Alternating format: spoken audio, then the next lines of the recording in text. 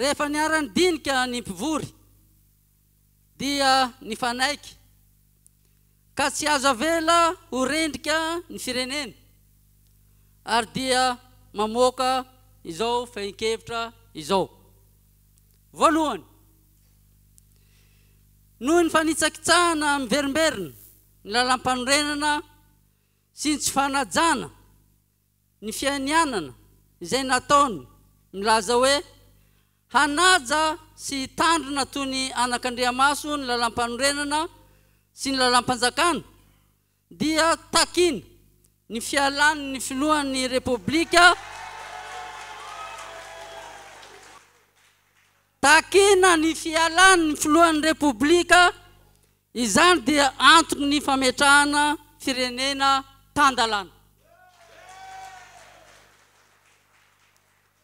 Faharoa, ravana ny lalam-panorenana ary atomboka ny fandinihana ny lalam-panorenana vaovao andraisan'ny rehetra anjara mba hidirana any amin'ny repoblika fahadimy. Fahatelo, takina ny fialan'ny rem-pikambana ao amin'ny fitsarana avo momba ny lalam-panorenana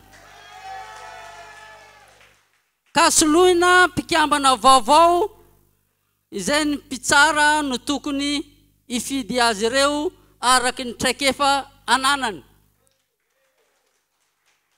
mba ho tena aleo tena izy ireo. Miaraka amin'izany ihany koa dia apetraka ireo rafi-pitsarana maleo tena. Fahaefatra, takina ny fametrahana ny demokrasia sy ny fanajana ny zon'ny tsirairay aneo hevitra malalaka sy anao famorim-bahoaka. Sokafana ho an'ny rehetra ka tafiditra amin'izany ny mpanohitra ny haino amanjerim-panjakana dia ny RNM sy ny TVM izany. Fahadimy, averiny amin'ny asany amin'ny fitandrona ny filaminana dia ny fiarovana ny vahoaka sy ny fananany ary ny fiarovana ny tanindrazana iombonana ny miaramila sy ireo mpitandro ny filaminana fa tsy atao fitaovana politika sy erim-pamoretana intsony. Fahaenina, takina ny famoahana tsy misy atakandro ireo gadra politika rehetra.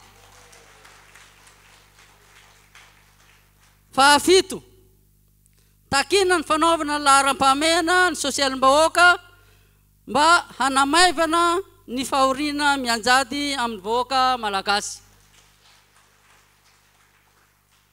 Fahavalo, takina ny fanaovana laharam-pahamehana ny famoronana asa ka tafiditra ao anatin'izany ny fanohanana ireo orinasa malagasy madinika sy salasalany izay tena manome asa aingana ny vahoaka.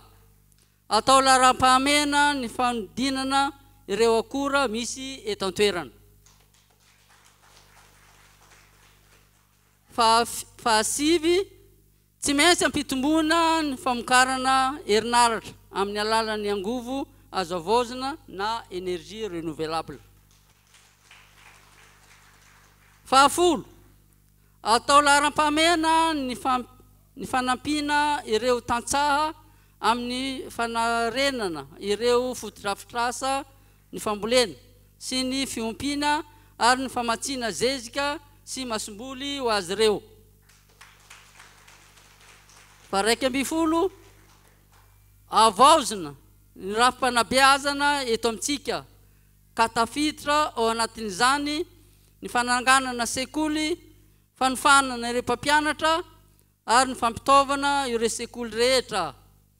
Averina ny instruction civique any an-tsekoly.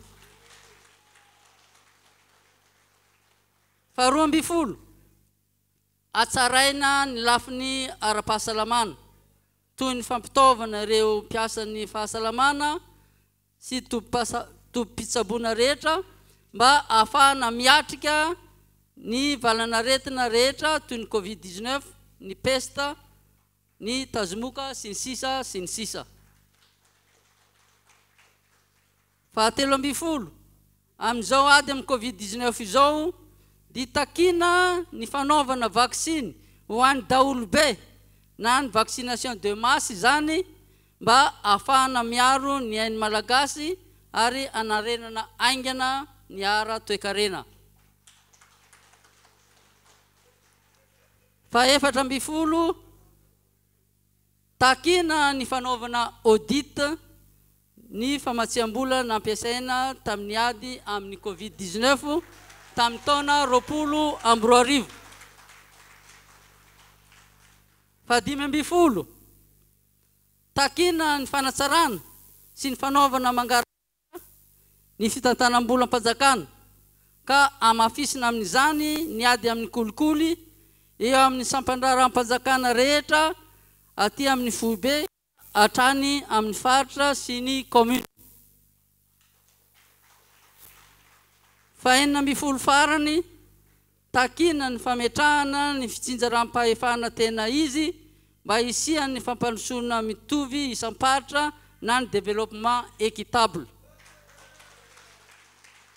Natao teto Antananarivo ny fahaefatra amby roapolo ny volana Jolay taona 2020.